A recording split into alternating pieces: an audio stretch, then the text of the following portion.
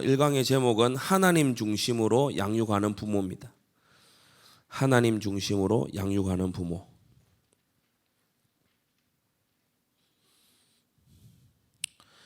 가정이 부모 중심이 돼도 그건 부모의 독단과 한계로 인해서 굉장히 어려워질 수 있고, 가정이 그러면 자녀 중심이 되면 좋냐? 그 자녀에게 굉장히 뿌리 깊은 죄가 있을 수 있어요. 가정이 역시나 하나님 중심이 돼야 된다. 하나님 중심으로 양육하는 부모. 오늘 부모 교사 세미나 오신 분들 뭐 중심으로 양육하라고요? 하나님 중심. 누구 중심으로? 하나님 중심으로 양육하는 부모가 되시라. 지난 한 몇 차례간 우리 강습회와 세미나를 통해서 미래 영적 전쟁에 대해서 제가 쭉 설명을 했습니다. 미래의 시간, 공간, 그리고 인간 그 자체, 특히 지금 복제인간 그 넘어서서 메타휴먼 이런 이제 시대들 우리 코앞에 와 있다. 과거에는 상상으로만 하던 게 지금 굉장히 많이 지금 실현이 되고 있죠. 그래서 한편으로는 이 질병의 치료라든지 이런 부분에 굉장히 유익하지만 또 다른 한편으로는 전혀 새로운 국면이 열릴 수도 있습니다. 그것 더 나아가서 이제 가정 파괴 시대입니다. 왜 사단은 그토록 집요하게 성을 물고 늘어지나? 성을 무너뜨려야 가정을 무너뜨릴 수 있거든요. 가정이 무너지면 언약의 후대들이 안 나오고, 언약의 후대들이 안 나오면 이 세상 임금이 생각할 때 그 짧은 지혜로 대가리로 뱀 대가리로 생각할 때 승산이 있다 이렇게 여기는 거죠. 마귀는 처음부터 여자가 아이 낳는 거 싫어했어요. 창세기 4장 1절도 보면 싫어하고, 그죠? 그리고 또 이제 계시록 12장까지 가서도 보면은 이 출산을 싫어합니다. 마귀는 그걸 굉장히 싫어하죠. 왜냐? 하나님의 방법이 사명자라는 걸 알고 있기 때문에. 하나님의 방법이 뜻이 있도록 태어난 사람에 있다는 걸 이 마귀가 알기 때문에 굉장히 싫어하죠. 가정 파괴 시대입니다. 우리는 이번 부모 교사 세미나의 주제를 절대 언약을 계승하라로 잡았는데, 여러분 후대 세대에게 꼭 중요한 거 잘 전달하시기 바랍니다. 그래서 오늘 신명기 4장이에요. 우리 또 세미나니까 말씀 또는 율법, 규례, 법도 오늘 여러 이제 앞에 4장 우리가 1절에도 보게 되면 규례와 법도 이런 이제 표현들이 나옵니다. 그 단어 정의부터 definition부터 이제 하고 지나가야겠어요. 자, 말씀이라고 했을 때 히브리어로 다바르라고 합니다. 다바르. 말씀, 다바르. 이건 뭐냐?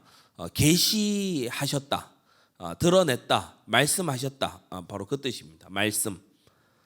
우리나라 성경에 말씀으로 번역된 거는 다바르입니다. 다바르. 율법이 히브리어로 뭐죠? 잘 아시죠? 토라. 토라. 법이라는 뜻입니다. 법. 교훈의 핵심이고 창세기, 출애굽기, 레위기, 민수기, 신명기 이 5권의 책을 또 토라라고 부릅니다. 율법서, 토라, 법 이런 뜻입니다. 기준, 토라, 법 이런 뜻입니다. 그리고 오늘 이 4장 1절에 나오는 규례와 법도인데, 이 규례와 법도가 후킴과 미슈파팀인데, 후킴은 이제 복수형이에요. 후킴은 복수형이고 이게 단수는 후크입니다. 후크. 규례. 이것은 사회적인 규범을 말합니다. 그러니까 우리가 평소에 사회생활을 할 때에 지켜야 되는 그것을 이제 규례다. 규례. 뒤에 보면 도피성 규례가 나오죠. 그러니까 어떤 사회적인 시스템과 제도를 말하는 거예요. 그리고 미슈파팀이라고 되어 있는 법도, 이거는 이제 미슈파트에서 나왔는데, 미슈파트 단수는 미슈파트입니다. 오늘 이제 4장 1절의 원어를 들여다보면 의미가 가르치는 규례들과 법도들을 이렇게 다 복수로 돼 있긴 해요. 근데 우리나라 성경은 그러니까 들을 붙이진 않았어요. 자, 법도 미슈파트는 법률적인 규범입니다. 법률적 규범. 판결의 기준. 판결의 기준. 그러니까 법도는 보다 더 보상과 처벌에 더 관계돼 있죠.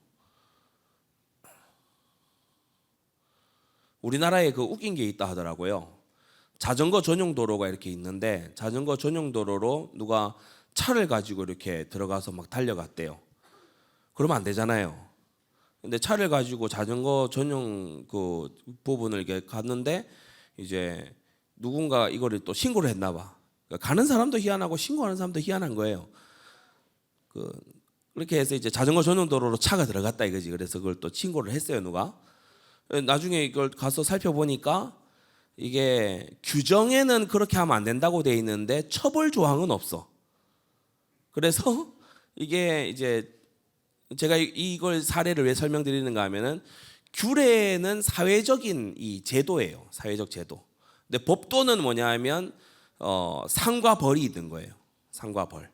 그러니까 좀 재판에 대한 부분이죠. 그러니까 둘이 같은 것 같지만 미세하게 다릅니다. 우리가 규례와 법도라고 했을 때 이게 좀 다른 측면을 가지고 있다. 이거 외에도 우리가 계명이라는 단어가 또 나오는데 이건 미츠와라고 합니다. 계명은 특히 누가 명령하느냐에 초점을 맞춘 단어인데 지도자에 의한 명령, 그걸 미츠와라고 합니다. 그래서 말씀은 다바르, 그리고 율법은 토라, 율법 안에 규례와 법도가 있잖아요. 규례와 법도는 후쿠와 미슈파트. 이 규례는 사회적 규범을 말하는 것이고 법도는 이제 재판의 기준을 말하는 것이다. 오늘 본문에는 우리에게 규례와 법도를 듣고 준행하라 이렇게 말씀하고 있어요. 1절에 딱 표시를 해두세요. 내가 너희에게 가르치는 규례와 법도를 듣고 준행해라 이렇게 말씀하죠. 그래서 세 가지인데요. 첫 번째, 듣고 준행하라. 사실 교육의 모든 것입니다. 듣고 행하는 거. 듣고 그 가르침에 준해서 행하는 거. 그냥 행하는 게 아니고 가르침에 준해서 행하는 거. 듣고 준행해라. 우리 신앙생활의 가장 고질적인 문제가 뭡니까? 듣기만 하고 행하지 않는 거잖아요. 듣기는 들어요. 근데 행하지 않아요. 저는 여러분들이 오늘 부모교사 세미나를 마친 다음에 저는 여러분이 행할 거 한 두 가지를 말씀을 드릴게요. 오늘 이 자리에서의 여러분에게 드리는 이 가르침은 뭐냐면 제가 추천드리는 책입니다. 이 책. 복음의 능력으로 양육하라. 복음의 능력으로 윌리엄 팔리. 이거 여러분이 구비해서 다 좀 읽으세요. 복음의 능력으로 양육하라. 윌리엄 팔리 목사님이 쓰신 책인데 아주 좋습니다. 개혁된 실천사에서 나왔고 좋습니다.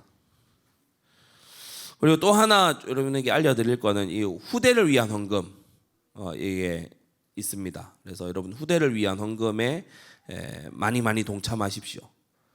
그래서 책과 헌신 이게 이제 여러분에게 오늘 드린 말씀인데 이따가 이 책은 몇몇 구절들이 굉장히 유익하기 때문에 제가 강의 중에 잠깐 읽어드릴게요. 바로 실천하는 게 그게 신앙생활에 있어서요 가장 중요한 부분입니다. 알고만 있으면 뭐 하겠어요? 실천을 해야지.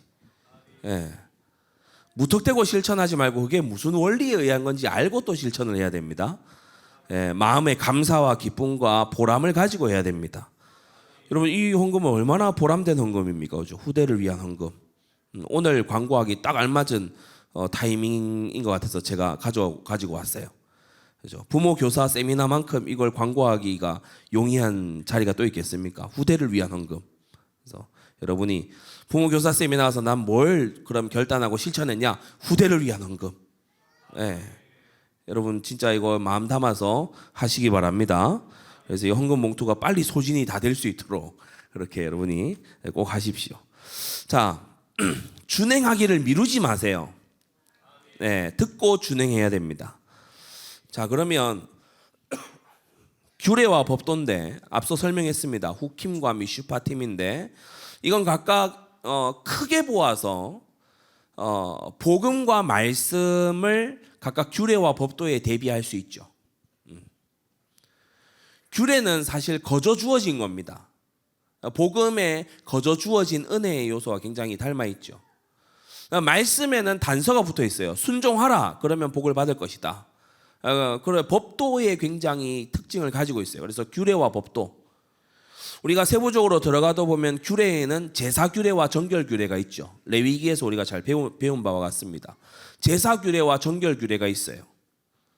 뭘 말하는 거죠? 유월절과 무교절을 말하는 거잖아요. 그렇죠? 유월절과 무교절의 확장판이 5대 제사와 정결 규례입니다.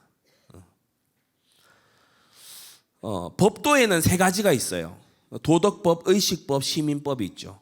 도덕법은 십계명입니다. 도덕법. 하나님에 대해서 또 그 안에도 이웃에 대한 계명이 물론 들어있지만 하나님 앞에서 우리가 어떤 윤리와 도덕을 가지고 살 것인가. 의식법은 뭡니까? 이스라엘 안에서의 얘기입니다. 광야교회 안에서, 교회 안에서. 시민법은 뭡니까? 세상에 나가서. 신약에도 서신서에 똑같은 원리가 흐릅니다. 교회 안에서 어떻게 해라 그걸 먼저 교훈하고 세상에 나가서는 어떻게 해라 그걸 그 다음에 교훈이 모든 서신서 보세요. 다 그렇게 나옵니다.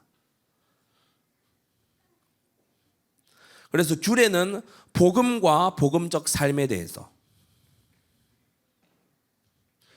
그리고 법도는 하나님 앞과 교회 앞과 세상 앞에 어떻게 살지에 대해서.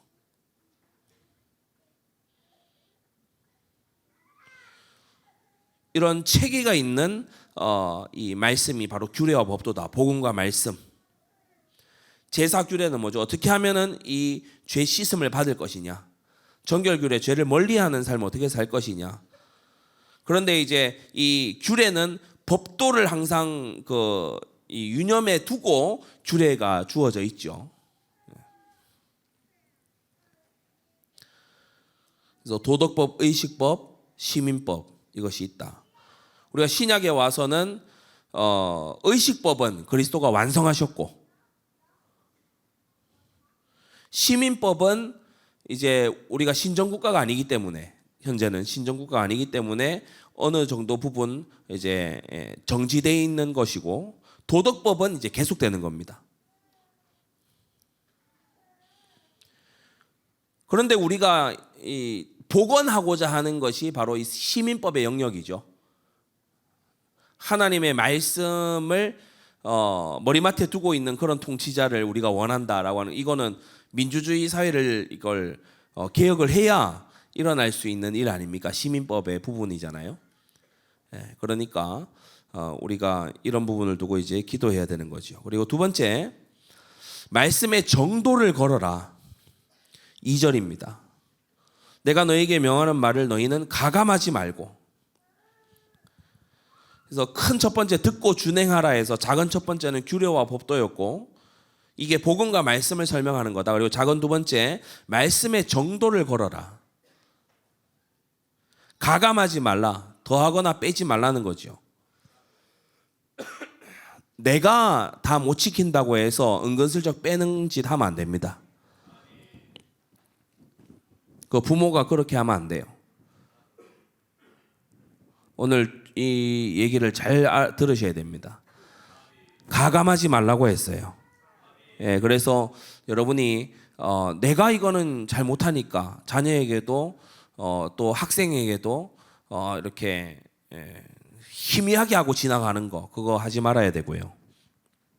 하나님 말씀 그대로를 함께 순종해 가는 것이 이제 필요하다. 여러분, 정도를 걷는 게 이게 상당히 깨어 있어야 되는 일입니다. 자녀를 방치도 하지 말아야 되지만 자녀를 우상화하지도 말아야 돼요. 그 가운데 길을 걸어야 돼요. 하나님 제게 힘 주십시오. 저는 하나님 능력 아니면 안 됩니다라고 완전히 무릎 꿇어야 되지만 주님이 시키신 일은 뚜벅뚜벅 해 나가야 돼요. 그 정도를 걸어야 돼. 치우치면 안 돼. 예. 넘어서도 안 되고 모자라도 안 돼. 정도를 걸어가야 됩니다.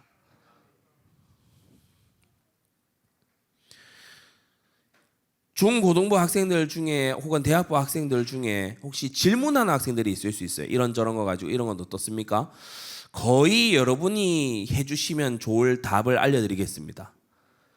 여러분이 언뜻 딱 생각했을 때 여러분 정도의 신앙생활 연륜을 가졌는데 이런 질문은 되게 새로운데 라는 그런 질문에 대해서 제가 알려드릴게요. 답을 뭘 하면 되는지. 그건 성경이 말 안 하는 것 같은데. 다 같이 한 번만 따라 합시다. 그건 성경이 말 안 하는 것 같다. 네, 그걸로 종교를 맺으세요. 네, 불필요한 질문이, 불필요한 호기심과 질문이 인류를 망칩니다. 박쥐라 먹어볼까? 왜 그딴 짓을 해요? 그렇잖아요. 이거 한번 바이러스를 이렇게 섞어볼까? 그딴 짓 하지 말라고. 네?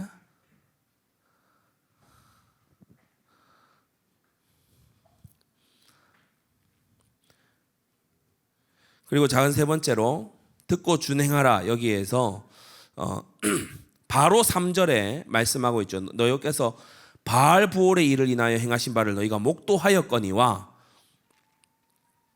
작은 세 번째는 과거를 통해 배워야 됩니다. 과거를 통해 배워야 돼요. 지금 모세가 이 말씀을, 하나님 말씀을 전하고 있는 이 자리는 우리가 46절에 가서 보면 4장 46절에 가서 보면 요단 동편 벳부올 맞은편 골짜기에서라 라고 했어요. 이 벳부올, 우리가 벳부올, 벳들레헴 하면은 이제 떡의 집인데 방앗간이다 뭐 이렇게 이제 표현하기도 하는데, 벳부올 하면 부올의 집입니다. 부올의 집. 다시 3절로 돌아와 보세요. 바알 부올. 그러니까 이 부올이라는 지역이 있어요. 부올이라는 곳에 있는 바알을 섬기는 그 지역이 있었는데 모압 지경이었죠. 바로 거기에 이스라엘 백성들을 도열을 시켜놓고 너희가 수십 년 전에 이곳에서 일어났던 그 일 기억하지? 그 말하고 있는 거예요. 너희 아버지 어머니 세대 때 있었던 그 일 기억하지? 그걸 상기시키는 거예요. 민수기 25장 사건을 상기시키는 거죠. 그게 3절입니다. 과거의 실패를 다시 끄집어내는 거예요. 지금 뭐 긍정 위주의 이 신앙, 긍정 위주의 교육법하고는 사뭇 다릅니다. 그죠? 준행해라. 그리고 복음과 말씀 이걸 딱 말한 다음에 바로 3절부터 과거의 실패의 역사를 끌어당겨서 얘기해요.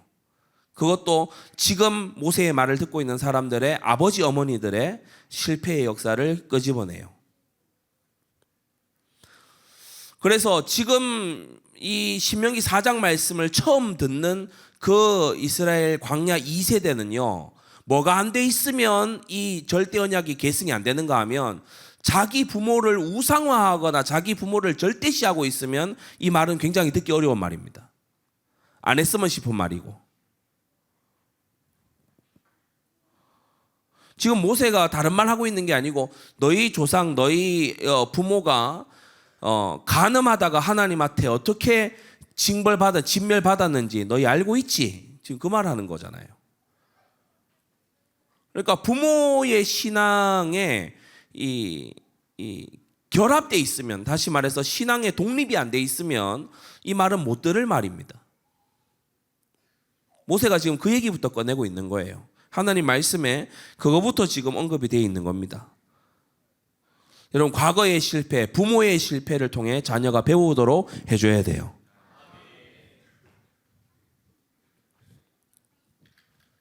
부모와 교사는 자신의 실패를 가지고서 교훈할 수 있어야 됩니다. 그리고 자기의 실패를 가지고 교훈하는 게 생각 이상으로 유익해요. 사람은 자기가 잘된 거 이런 거 간증하는 것보다 그러면요 우상화되거나 아니면은 시샘의 대상이 될 수 있어요. 그런데 나 이렇게 넘어졌었다라고 하면요, 굉장히 이게 유익한 결과들을 많이 냅니다. 그래서 시편 51편도 보면 다윗이 자기가 크게 범죄한 이후에 기도하면서 성령의 감동으로 시편에다가 고백을 하잖아요. 내가 범죄자들을 가르칠 거라고.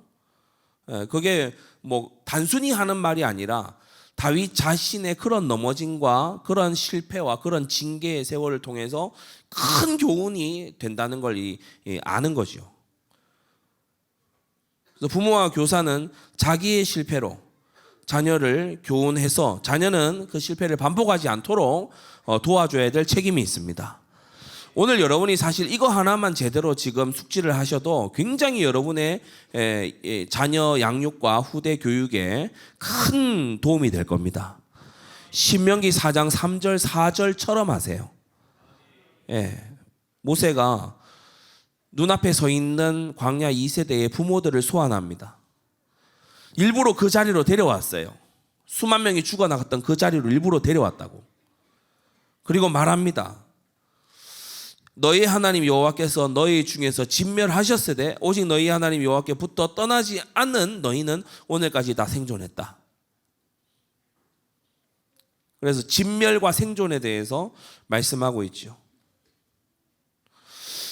모세는 지금 이스라엘의 교사로서 그 부모들의 실패만 노골적으로 말하고 있는 것이 아니라 우리가 20절에 가서 보면 자기 자신에 대해서도 말씀하고 있습니다.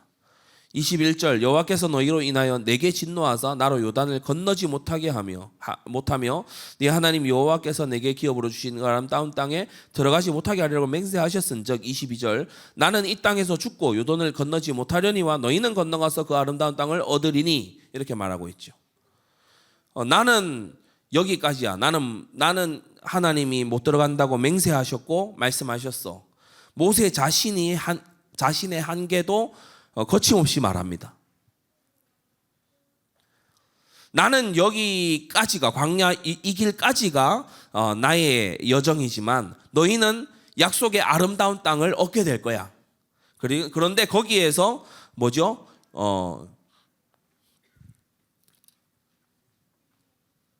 23절 그죠? 아름다운 땅을 얻으리니 너희는 스스로 삼가서 너희 하나님 여호와께서 너희와 세우신 언약을 잊어버려서 네 하나님 여호와께서 금하신 아무 형상의 우상이든지 조각하지 말아라 라고 이 메시지하는 걸 볼 수 있어요.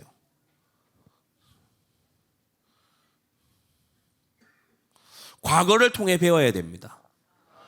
부모의 과거, 교사의 과거, 특히 실패, 과거의 실패의 경험 이건 굉장히 큰 양약이 됩니다. 그래서 잘 자녀들에게 가르칠 필요가 있어요. 그때에 이제 나중에 또 얘기를 하겠습니다만은 자녀가 부모를 우상화하지 않습니다. 아, 부모님도 연약하구나. 부모님도 나도 모두 하나님 은혜가 필요하구나. 그래서 하나님 중심의 이제 가정이 돼 가는 거예요.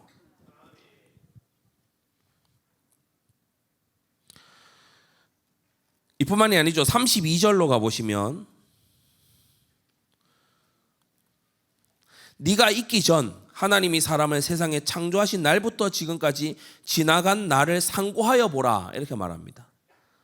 그러니까 집안의 과거 그리고 두 번째는 모세에 대한 부분이니까 교회의 광야 교회의 과거 더 나아가서 인류 역사의 과거까지 들어가는 지금 모양새죠. 과거를 통해 배워야 돼요. 과거를 통해서. 우리는 33절에 어떤 국민이 불 가운데서 말씀하시는 하나님의 음성을 너처럼 듣고 생존하였었느냐 이렇게 이제 말씀을 듣는데 나중에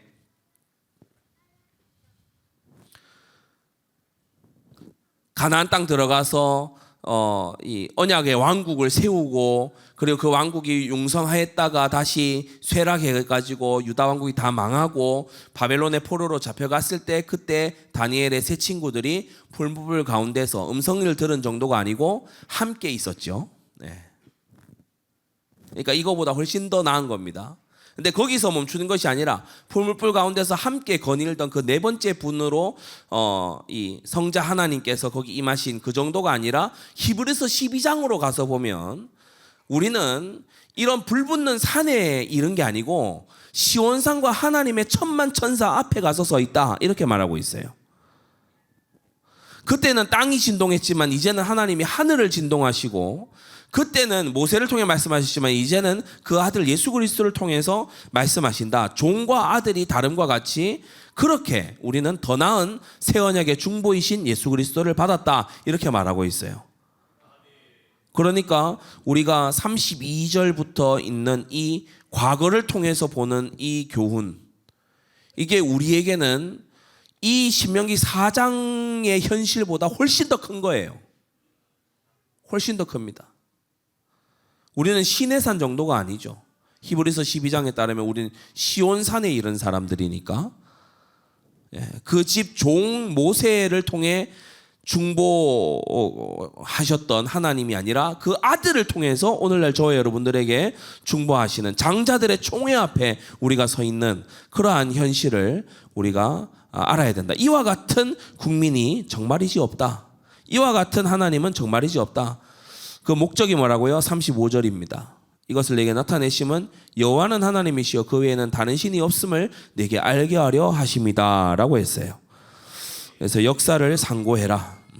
창조 때부터 지금까지 우리의 시대에 오기까지 저 시내산과 시내산의 그 불과 저 바벨론의 그 풀무불과 그것을 넘어서서 우리 가운데 계시는 예수 그리스도를 생각해라. 자, 여러분, 과거를 통해서 오늘을 비춰봐야 됩니다. 성경은 그걸 잘 하라고 말하고 있어요. 거의 여러분 자녀들은 여러분이 넘어진 죄에 넘어질 겁니다. 그래서 그 부분이 취약한 점이에요.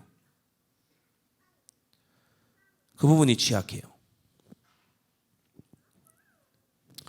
제가 이렇게 뭐 시내나 이런 데에 운전하거나 하면은 조금 이렇게 뭐 대화하고 기분이 좀 좋다 싶으면 이제 몇 타기 보면은 120, 130km 가고 있어요.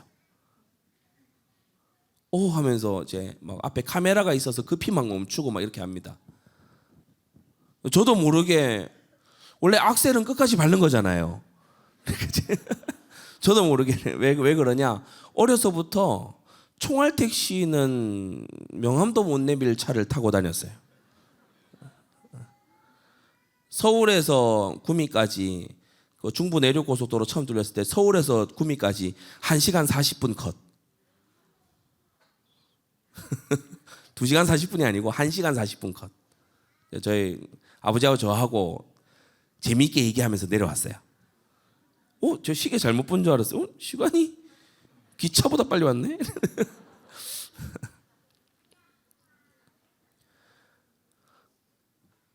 중학생 때 언제 이제 택시를 타고 학교가 그때 이제 멀었어요. 파크맨션에서 저 형국중학교까지 도량 이동에서 그 형곡동까지 학교를 다녀야 되니까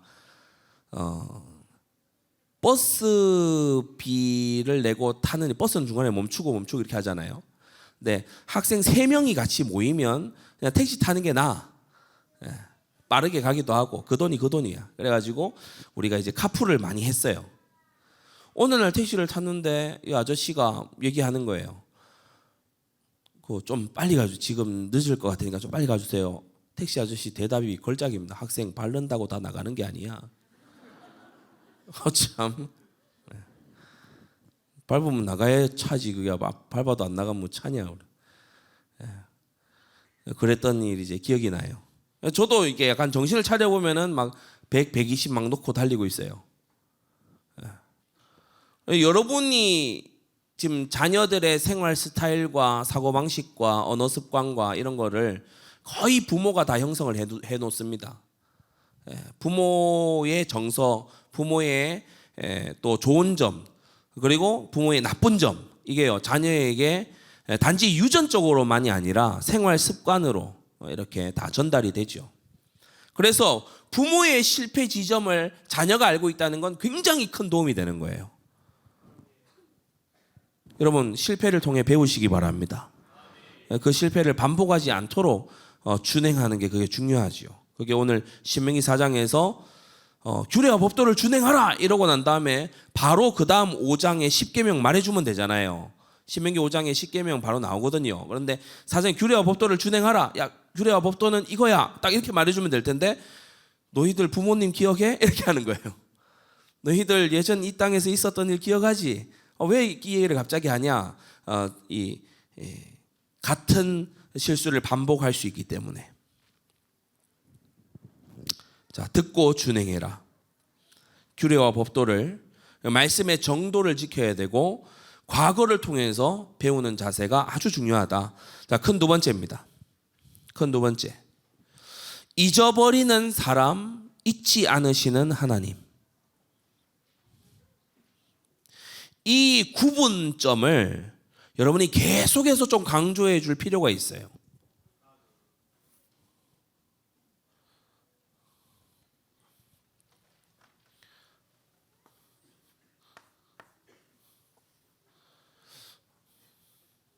이게 웨스트민스터 신학교가 낳은 세계적인 변증학자 코르넬리우스 반틸의 two distinction입니다.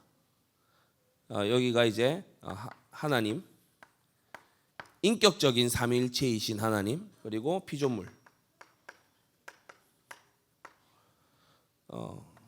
특별 계시와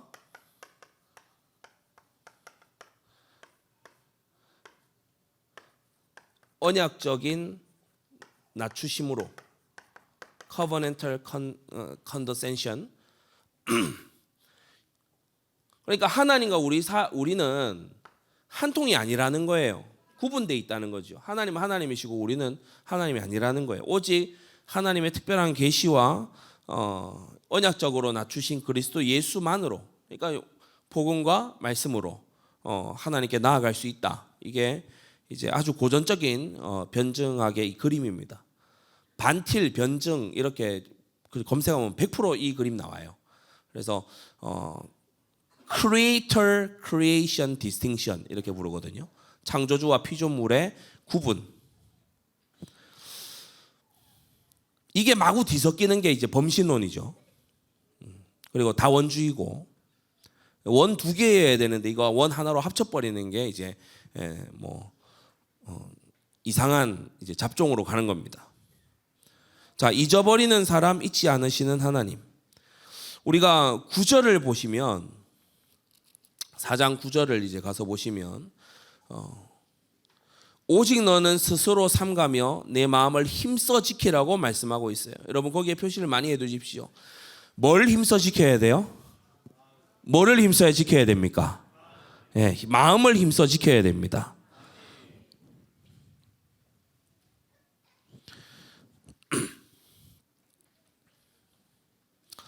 두 가지를 두렵건대라고 얘기하는데 9절에 보시면 두렵건대 네가 그 목도한 일을 잊어버릴까 두려워하고 그 다음 네 마음에서 떠날까 두려워한다라고 했어요. 무슨 말이냐? 지식의 망각과 마음의 무감각.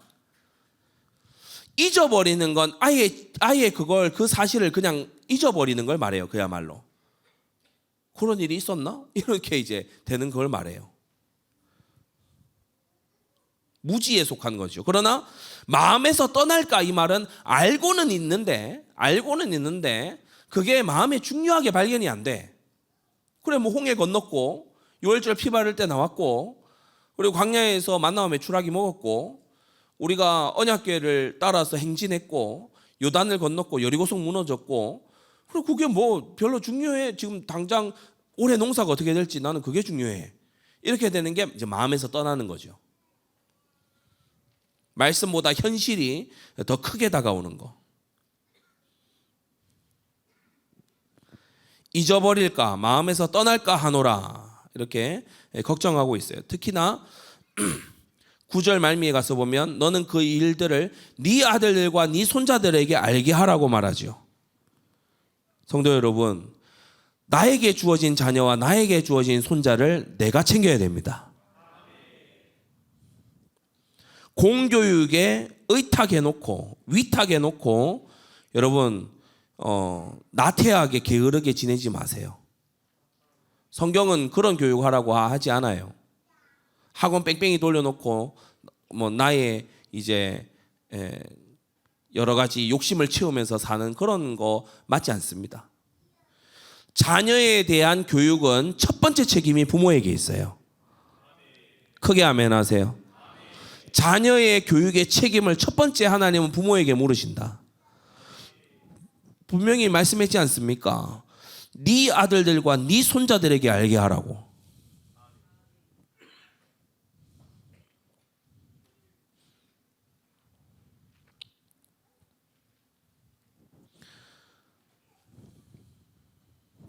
그래서 우리가 물론 교육기관에 위탁을 일부 하게 되고 또 할 수 있습니다만은 1차적 책임이 내게 있다는 걸 알아야 됩니다. 그래서 부모가 가장 이 말씀을 알지 못하고 이런 성경의 원리를 알지 못하는 부모가 가장 미련하게 내뱉는 말이 뭐냐면 학교 가서 애가 이상해졌어요 이런 말이에요. 그 책임이 나한테 있잖아요. 자기에게 있잖아요. 뭐 친구가 어때서 애가 뭐 저래요. 그 말은 뭐와 같은 말이냐 하면은 저는 부모로서의 제 책임을 다하지 않았습니다. 이 말과 똑같아요. 그래서 1차적 책임이 자기에게 있는데 마치 남의 책임인 것처럼 그렇게 둘러대면은 안 되잖아요. 그래서 여러분이 행위 위주의 어떤 종교 시스템에 여러분이 의지하는 것도요 별로 좋지 않습니다. 우리가 물론 주일학교가 있고 제자원이 있고 전문교회도 있고 이런 자녀와 후대를 양육하는 데 있어서 우리가 지원하는 기관들이 있습니다. 그러나 1차적 책임은 부모에게 있어요. 그걸 꼭 아셔야 됩니다. 성경은 너의 아들들, 너의 손자들에게 가르치라고 분명히 말씀하고 있다. 이들이 보면 25절에 가보면 네가 그 땅에서 아들을 낳고 손자를 얻으며 오래 살 때에 만일 스스로 부패하여 무슨 형상의 우상이든지 조각하여 이렇게 노를 격발하면 쭉쭉쭉 나오죠. 그러면 27절에 너희를 열국 중에 흩으실 것이다 이렇게 말씀하고 있습니다. 정복 이후에 평안함을 만난 이후에 응답 이후에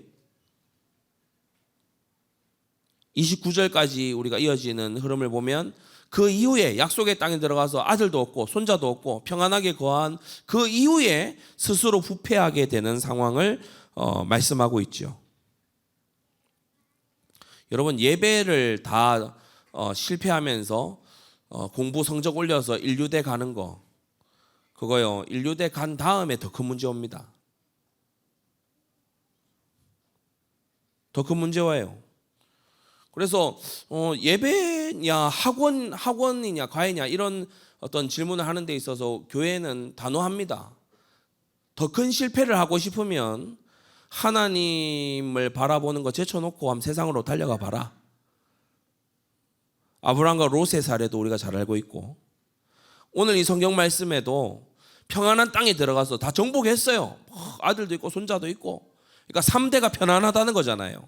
그러니까 환란도 없고 침략도 없고 그때에 부패하게 된다는 거예요. 그럴 가능성이 굉장히 높아진다는 거예요. 여러분 다윗도 한번 보세요. 그 믿음 좋은 다윗도요. 계속 기도해야 되는 상황 속에서는 깨어 있었습니다. 그런데 평안할 때 자기가 굳이 참전하지 않아도 장수 하나 보내서 한 왕국을 쓸어버릴 수 있을 그 정도의 능력이 있을 때 그때 다윗이요. 되돌릴 수 없는 그런 끔찍한 죄로 이제 나아가는 걸 보게 되죠. 성도 여러분, 기도할 일이 있는 게 축복입니다. 기도할 일이 있는 게요. 하나님이 나를 지키고 계시는 거예요.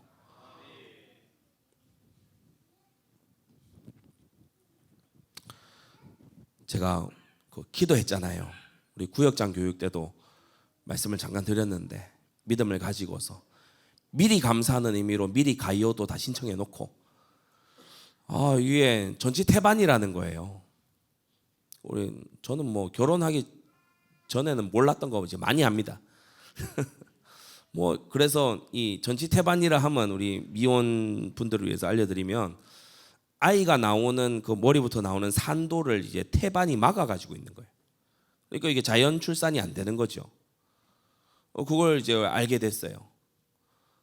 그 이전에 우리가 이제 한번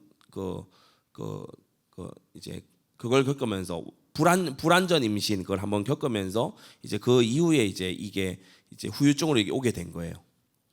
그래서 병원에 이제 갔더니 이거는 이제 수술 날짜 잡아야 된다. 그래서 수술 날짜까지 잡아놨어요. 근데 우리한테는 기도가 있잖아요. 그래서 제가 기도했어요. 이제 저 우리끼리도 막 얘기했어요. 얘가 참 기도 많이 시키네. 응? 기도하라고 지금 막. 그래서 기도했어요. 시기도 때도 기도하고 또 마음 담아서 기도하고 하나님께 아뢰고 기도 부탁하기도 하고 기도하고. 여러분 알아두세요. 어디 몸 안 좋거나 아프거나 이렇게 하면은 감출로 하지 말고 널리 퍼뜨려 기도 응원을 받으세요. 꼭 이상하게 신앙생활하는 분들이 보면은 이거는 감춰둘래요. 그래서 다 같이 기도하면은 의인의 기도는 역사하는 힘이 많거든요. 그래서 우리 구역장 분들에게도 제가 생각나실 때 기도해 달라고 그랬는데 엊그제 목요일날 가서 이제 보더니 자연분만 하면 되겠다. 응답 받았어요. 응답 받으니까 신나더만요. 그래서 감기 기운이 있다가 막 응답 받으니까 막 너무 신나가지고 좀 추운데 다녔나 봐요 제가. 그래서 지금 목이 가고 있어요. 너무 감사하잖아요, 그죠? 이번 주에 받은 따끈따끈한 응답입니다. 여러분도요 기도하고 정말 사람이 잘 안 되겠다 싶은 그런 거 있잖아요. 그 서울대 그 의사한테 물어봤다니까 이거 어떻게 해야 되느냐. 방법 없습니다 이러더라고요. 우리는 방법 없다 이 말 들으면 한 방법이 생각이 나잖아요. 우리의 방법은 전능자의 방법이다. 물론 하나님의 뜻이 있어서 하나님이 다른 더 선한 길을 내실 수도 있지만 우리가 구하고 하나님이 좋은 것으로 주시는 줄 우리는 확신합니다.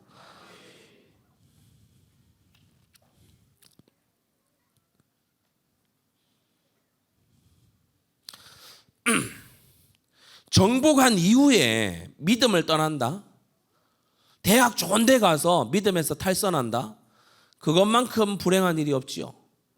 사울은 차라리 왕이 안 됐다면 좋았을 사람 아닙니까? 제가 최근에도 어떤 분이 이제 어떻게 해야 될까요? 이렇게 문자로 물어보시길래 온 가족이 함께 서울로 올라오시는 거 아니면 구미의 주변에 계시기를 권해드린다고.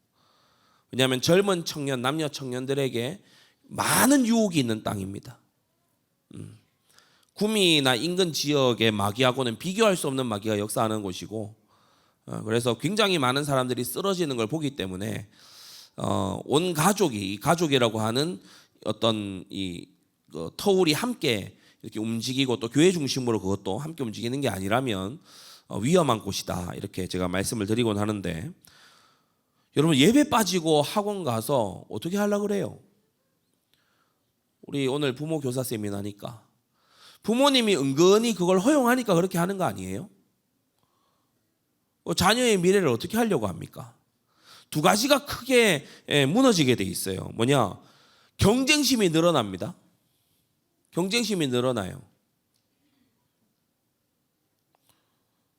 학원에 가면 전부 경쟁하는 애들이에요. 과외를 해도 마찬가지고 다 경쟁하는 사람들이에요. 세상의 기본 마인드가 경쟁심이에요. 경외심이 아니고 경쟁심이라고. 그리고 또 하나는요, 얘가 잘 그렇게 해서 효과를 보고 해내잖아요. 내 힘으로 해냈다고 생각해요. 그래서 우리는 힘을 다해 충성하고 노력하지만 하나님의 은혜 속에 늘 머무는 이 정도를 걸어가야 됩니다. 공부를 하지 말라는 얘기가 아니에요. 기도하고 하나님의 은혜로, 그리고 주일만큼은 사수하면서, 공예배만큼은 사수하면서 세상의 그런 여러 이 소리들을 밟으면서, 그러면서 가라는 거예요. 그래야 그게 믿음 가진 멋진 후대가 되는 거 아니겠습니까? 부모나 교사가 이런 데 타협하지 마시라. 다시 한번 말씀을 드립니다.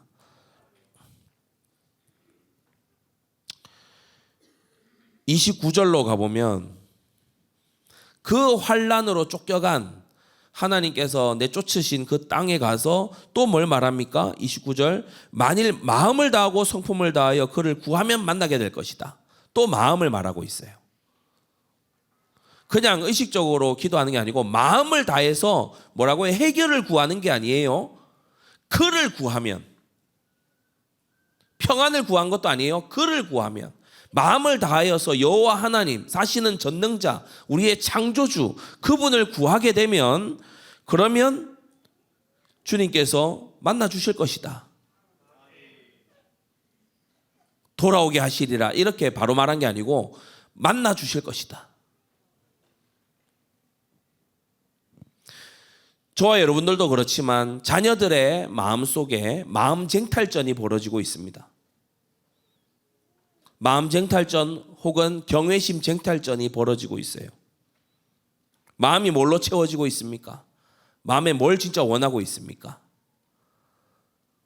그래서 마음 상태를 점검하는 것이 매우 중요하다. 별표 3개. 마음 상태를 점검하는 것이 우리 신앙 교육에 있어서는 가장 중요한 부분이에요. 마음 상태를 점검. 물론 물어봐서 점검할 수도 있습니다만은 마음 상태는 어디에 주로 잘 나타나죠? 어떻게 해야 점검할 수 있죠? 자주 하는 말. 입에 달고 사는 자주 하는 말. 그리고 그가 많이 쓰는 시간과 가 있는 곳, 시공간. 그죠? 게임에 마음이 쏟아져 있는 애들은요, 잡으려고 그래도 PC방 가서 앉아 있어요. 마음이 거기 쏟아져 있으니까. 말, 시공간, 그리고 세 번째는 뭐예요? 이제 사람이 좀 성장하고 자라면 돈. 보물이 있는 곳에 마음이 있잖아요. 이 세 가지를 통해서 마음 상태를 점검하는 게 매우 중요하다. 테드 트립이라는 사람이 쓴 마음을 다루면 자녀의 미래가 달라진다라는 책이 있어요. 여기서 이렇게 말하는데 마음의 변화에서 나온 것이 아닌 단순한 행동의 변화는 칭찬할 만한 일이라기보다 오히려 책망할 만한 일이다. 성경의 원리에 그러하죠.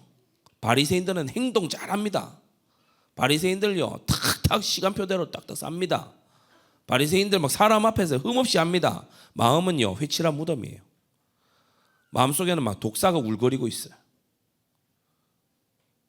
그래서 예배 시간에 잘 앉아 있다고 해가지고 예배를 잘 드리는 게 아니고 마음 상태가 중요하다.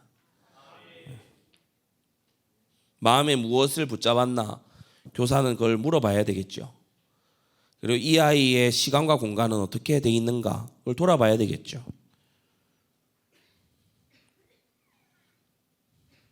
사람은 이렇게 변화하는 마음, 다른 것으로 채워진 마음, 그리고 자주 잊어버리는 한계, 그 속에 머물러 있습니다.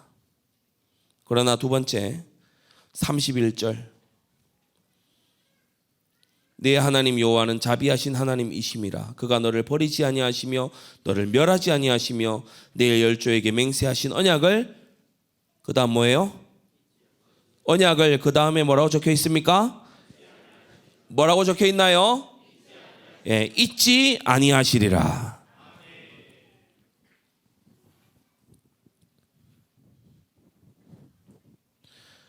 이 하나님이 바로 모세를 사용하신 분이고 묘세에게 명하신 분이에요.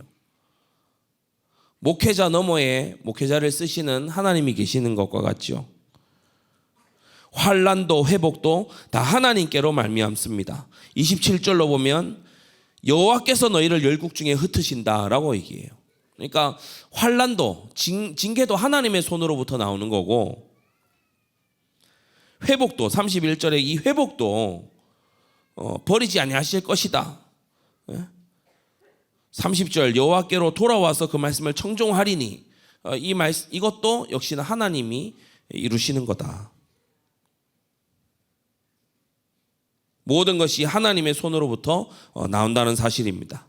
자, 그리고 이걸 이제 이 사실, 하나님이 절대 주권자시라는 이 사실을 39절에 가서는 이제 말미에 얘기하죠. 명심하라고 말합니다.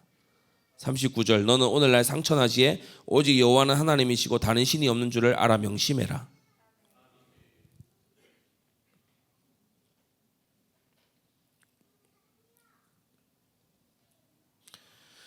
그래서 작은 세 번째, 바로 이 구분점을, 이 구분됨을 끊임없이 짚어줄 필요가 있어요. 끊임없이 짚어줘야 됩니다. 어린아이에게 부모는 마치 하나님처럼 보일 수 있습니다. 사랑해 주지요, 보호해 주지요, 함께 하지요, 공급해 주지요. 그러다가 어느 날 부모의 실수와 아빠 엄마의 불화와 부도덕이나 틀린 행동, 어리석은 판단, 이런 걸 보게 되면 자녀의 세계가 무너져 내립니다. 내가 신으로 생각했던 대상이 무너져 내리면 세계가 무너져 내려요. 그래서 이제 사사기 정신으로 가는 거예요. 내 소견에 옳은 대로 할래. 그러니까 그런 때를 학생들이 제가 이렇게 쭉 보면은 주로 초등학생 때 늦으면 한 중학생 정도에 거의 다 만납니다. 그 전까지는 뭐 부모님이 뭐 슈퍼 히어로예요. 뭐 부모님한테 의지를 많이 하죠. 그런데 그때에 교육을 해줘야 돼요. 부모가 여기 있는 게 아니고 여기 있다고 교육을 해줘야 돼요. 꼭 명심하세요. 하나님 외에는 다 여기 있다, 이거를 알려줘야 됩니다. 어려서부터 오직 여호와 하나님 외에 다른 절대자가 없음을 심어줘야 됩니다.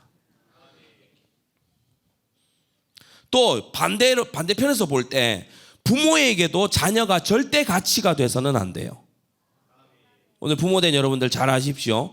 자녀가 여러분의 절대 가치가 아닙니다. 자녀 중심의 가정에서 하나님 중심 가정으로 개혁하시기 바랍니다. 이건 자녀를 막 무시해라 이런 말이 아니죠. 순서를 명확하게 두라는 거예요. 하나님, 부모, 그 다음 자녀입니다. 부모도 자녀도 모두 그리스도의 십자가가 필요합니다. 우리는 모두 불치의 장애를 끌어안고 태어나요. 성경은 이걸 죄라고 말합니다. 마치 유전병이 있듯이 아담의 후예로 태어나는 모든 사람들, 모든 인류는 죄 가운데서 출생해요. 이는 불치의 질병과도 같아요. 장애와도 같다고. 그리고 선대와 나 자신의 죄의 결과들 속에 파묻혀 살아가요. 죄악 문화에 또 던져져서 살아가요. 그 죄악 문화는 말합니다. 네가 하고 싶은 대로 해. 네 마음에 좋아? 그러면 좋은 거야. 네가 생각할 때 옳아? 그러면 옳은 거야. 야, 네 생각이 중요하고 네 감정이 중요하지. 죄악 문화는 끊임없이 우리의 자아가 주권자라고 가르칩니다. 우리 부모와 교사들은 무슨 뱀의 속삭임으로부터 벗어나야 되는가 하면 그리스도와 말씀과 기도 없이 자녀를 잘 기를 수 있을 거라는 착각에서 벗어나야 돼요. 자녀를 양육하는 데에도 이 절대는 반드시 필요한 것입니다. 그리스도와 말씀과 기도로 자녀를 양육해야 되죠. 다른 치료법은 겉만 바꿔요. 겉만 바꿔요. 심리적인 이런 치료 있잖아요. 그게 영적 상태에 영향을 거의 안 끼칩니다.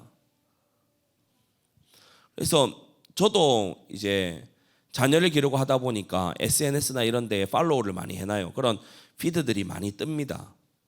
뭐 자녀 이렇게 말해주는 것보다 이렇게 말해주는 게 좋다. 뭐 이런 연령대에는 이런 거를 체크하시라. 이런 것들이 많이 뜹니다. 참고는 하지만 제가 주된 주제로 잡지는 않아요. 참고할 수는 있죠. 그러나 주된 주제로 잡지는 않습니다. 다른 치료법은, 다른 양육법은 겉만 바꿔요. 오직 복음의 능력만이 안과 밖을 바꿀 수 있는 것이다. 그래서 이 책 복음의 능력으로 양육하라, 이 책에 이런 내용이 나옵니다. 읽어드릴게요. 기독교 자녀 양육의 주된 초점은 도덕이 아니라는 점에 반드시 주의해야 한다. 행동거지가 바른 자녀를 길러내는 것이 궁극적인 목적이 아니다. 구원받는 믿음이 자녀의 마음 깊숙이 자리 잡도록 하는 일이야말로 그리스도인 부모의 최우선 목적이다. 하나님이 구원하시는 자는 자신의 공로에서 그리스도의 공로로 신뢰의 대상을 옮기고 회개하며 믿음을 고백하는 자이다. 따라서 기독교 자녀 양육은 부모의 신앙을 전수하는 것이 그 전부다. 도덕도 중요하지만 이는 믿음에 수반되어 당연히 따라오는 것이다. 도덕이 믿음을 만들어내지는 못한다. 사실 도덕주의는 우리가 선하게 되어 하나님의 은혜를 받을 자격을 누리게 된다는 개념으로 기독교 자녀 양육의 치명적인 적이다. 도덕주의는 자체적인 성과 미덕 그리고 원칙에 근거한 의도를 신뢰한다. 이를 통해 심판날에 하나님께로부터 무죄 판결을 받을 수 있다고 믿는 것이다. 이것은 커다란 기만이다. 거듭나지 않은 마음 위에 걸친 도덕이라는 옷은 자녀의 진정한 영적 상태를 분별하기 어렵게 만들 수 있다. 그 다음에도 보면 기독교 자녀 양육의 목적은 마음의 변화다. 하나님의 세계관이 자녀의 마음을 정복할 때까지는 자녀 양육은 아직 성공한 것이 아니다. 이렇게 말하고 있어요. 그래서 죄와 자아로 똘똘 뭉쳐져 있는 죄악 중에 출생한 이 자녀에게 하나님의 은혜가 필요함을 정말 알고 그리스도의 복음을 계속해서 이 자녀에게 비추어주고 이를 토대로 해서 이 자녀의 마음 안에 죄와 자아가 그 왕좌에서 내려오고 그 왕좌에 그리스도께서 온전히 계실 수 있도록 돕는 이 일, 이게 바로 자녀 양육의 핵심이라는 거죠.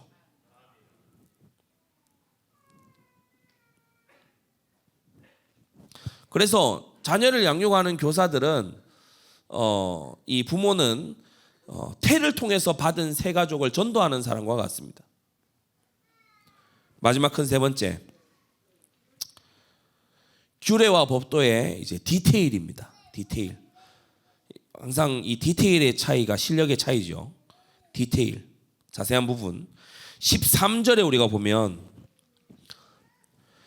여호와께서 그 언약을 너희에게 반포하시고 너희로 지키라 명하셨으니 곧 뭐라고요? 언약, 하나님께서 모세를 통해 반포하신 언약은 뭐라고요? 다시 한번 묻겠습니다. 하나님께서 모세를 통해 반포하신 언약, 우리가 언약 이 말 많이 씁니다. 오늘도 제목이 절대 언약인데 언약, 이 언약이 뭐라고요? 십계명. 그래서 십계명을 그렇게 힘주어 강조하는 거예요. 학습 세례 문답 할 때에 제가 한 몇 명에게 물었습니다. 십계명 순서대로 한번 말해보겠냐. 왜냐? 그게 언약이거든요. 그게 하나님이 우리에게 당신의 백성에게 주신 언약입니다.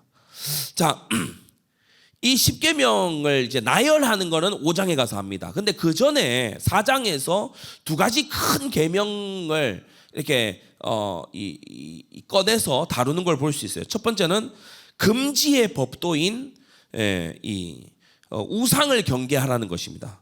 15절에서 19절에 잘 나와 있죠. 15절에서 19절에 보면 남자 형상, 여자 형상, 땅 위, 땅 아래, 심지어 곤충의 형상까지 아무 형상이든지 조각하지 말아라. 그러니까 섬기지 않는 것을 넘어서서 조각도 하지 말아라. 그렇게 성경이 말하고 있죠.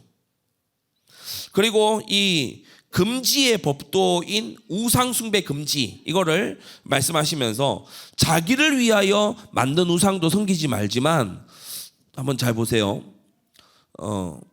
16절에는 자기를 위하여 아무 형상대로든지 이렇게 말씀했는데, 뒤에 가서 보면 19절 또 두렵건대 네가 하늘을 향하여 눈을 들어 1월 성신, 해와 달, 별들. 19절이 아주 특이합니다. 너희 하나님 여호와께서 천하 만민을 위하여 분정하신 것이라고 했어요.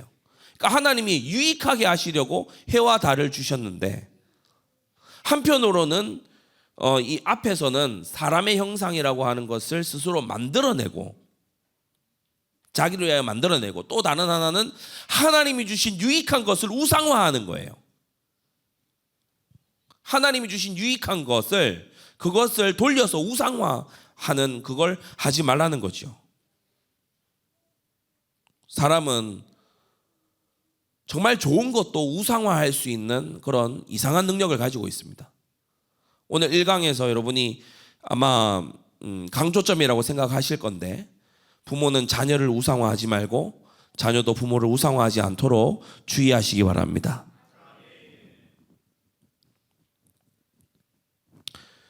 두 번째, 이 4장에서는 우상 숭배에 대해서 이렇게 디테일하게 말씀하신 것 외에 또 하나가 디테일하게 나오는데 바로 마지막 부분이죠. 41절부터입니다. 규례와 법도를 지켜라 이렇게 말씀하신 속에 41절에 때에 모세가 요단 이편 해돋는 편에 세 성읍을 구별하였다. 요단 동편에 도피성 세 군데를 말씀하고 있죠. 원혐 없이, 그러니까 원한을 가진 그런 것 없이 42절 부지 중에 오살한 자로 생명을 보존하게 하려고 각 지파별로 세 군데의 장소를 준비한 겁니다. 베셀, 길라라못, 바산, 골란. 43절이죠. 이들이 살 길을 주겠다는 거예요. 도피성 규례를 통해서. 그래서 이게 작은 두 번째 바로 은혜의 규례입니다. 작은 첫 번째는 금지의 법도였고 작은 두 번째는 은혜의 규례입니다. 자, 이 두 가지를 통해서 보세요. 우상을 만드는 일은 민족적인 패망을 가져와요. 포로로 잡혀간대. 하나님께서 멀리 쫓아내실 거래. 민족이 망하고 국가가 망한대요. 근데 이 부지 중에, 물론 부지 중이지만 오살한 자, 원한 없이 이렇게 실수로 이렇게 살인한 자는 도피성으로 도망가면 살려준대. 이 두 개가 지금 같은 장에 나온다는 거예요. 무슨 메시지죠? 이 디테일 두 가지가 뭘 말하고 있죠? 잘 들으세요. 민족의 멸망을 불러오는 우상 숭배 죄는 살인죄보다 무서운 죄다. 이게 4장의 구조가 우리에게 웅변적으로 말해주고 있는 죄의 무게의 차이입니다. 사람들은 그냥 깎아놓고 집에다가 조각상 하나 해놓고 그 앞에서 이렇게 손 비비는 행동을 별거 아니라고 생각할 수 있어요. 이 나라 온 천지에, 이 나라 온 땅에 곳곳에 사찰과 우상의 정각들이 들어차서 사람들이 거기 앞에서 고개를 숙이고 조아리고 명절 때마다 뭐 차례니 뭐니 이거 드리는 게 묻지마 살인으로 칼로 사람 쑤시는 이런 것보다 별 죄가 아니라고 생각할 수 있다니까. 그런 의식들이 우리 가운데 있어요. 우상 숭배보다 살인이 끔찍한 죄 아니냐. 그러나 십계명의 순서를 잘 유념해 보세요. 우상 숭배의 죄는 제1, 2계명에 속하는 그러한 죄고, 살인죄는 그럼 가벼운 죄냐? 가볍지는 않습니다. 그러나 6계명에 가서야 나오는 죄입니다. 그래서 민족의 멸망을, 국가의 멸망을 불러오는 우상 숭배 죄는 살인죄보다도 더욱더 엄히 다뤄야 될 그러한 죄다. 여러분, 법도와 규례를 보면서 개념 정리가 새로 되시기를 바랍니다. 십계명의 순서가 중요도의 순서예요. 그래서 부모를 공경하는 5계명, 부모를 공경하라는 5계명은 살인하지 말지니라보다 앞에 나와 있습니다. 굉장히 중요한 계명이죠. 39절 40절에 가면 이제 소결론이 나오는데 작은 결론이죠. 전체 결론 전에 하나님께서 명심하기를 원하시는 것이 바로 이 부분이다. 순종하면 축복을 주신다 이건데 세 가지입니다. 소결론 세 가지인데 성경은 범죄하지 말라고 분명히 말합니다. 죄 짓지 마라, 우상 만들지 마라, 조각하지 마라 이렇게 말합니다. 성경은 죄와 타협하지 않습니다. 죄는 허용해서 되는 게 아니고 타협할 수 없는 부분이죠. 그러나 두 번째로 동시에 성경은 피할 길과 보존될 수 있는, 회복될 수 있는 방법을 또한 알려줘요. 우상 숭배하다가 헛짓하다가 잡혀가서 고난 받냐? 마음을 다해서 회개하면서 기도해. 부지 중에 살인을 했냐? 도피성으로 도망쳐. 죄인을 내버려 두지 않고 구원하는 게 또한 성경입니다. 그리고 세 번째, 성경은 당대의 순종이 후대의 복이 된다는 것을 알려줍니다. 40절, 오늘 내가 네게 명하는 여호와의 규례와 명령을 지키라. 너와 네 후손이 복을 받아. 그래서 당대의 순종이 후대의 축복이 됩니다.